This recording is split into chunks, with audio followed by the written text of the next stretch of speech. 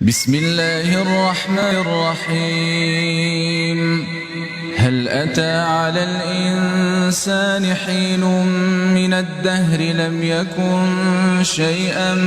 مذكورا إنا خلقنا الإنسان من نطفة أمشاج نبتليه فجعلناه سميعا بصيرا إنا هديناه السبيل إما شاكرا وإما كفورا إنا أعتدنا للكافرين سلاسل وأغلالا وسعيرا إن الأبرار يشربون من كأس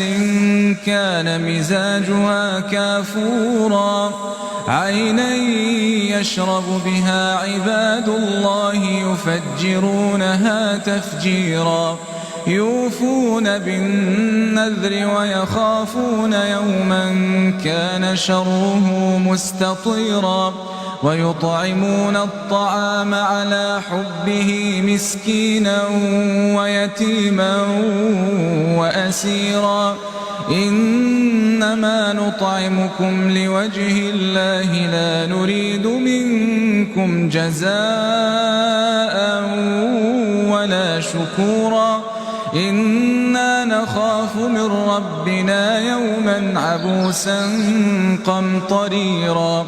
فوقاهم الله شر ذلك اليوم ولقاهم نضرة وسرورا وجزاهم بما صبروا جنة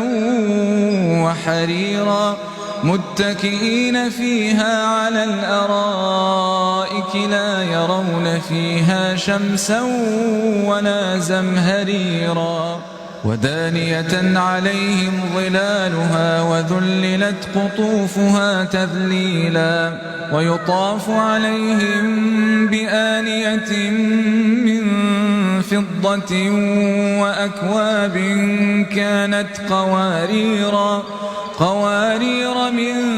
فضة قدروها تقديرا ويسقون فيها كأسا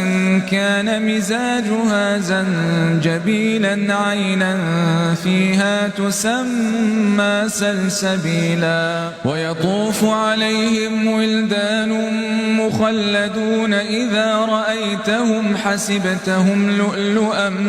منثورا وإذا رأيت ثم رأيت نعيما وملكا كبيرا عاليهم ثياب سندس خضر واستبرق وحلوا أساور من فضة وسقاهم ربهم شرابا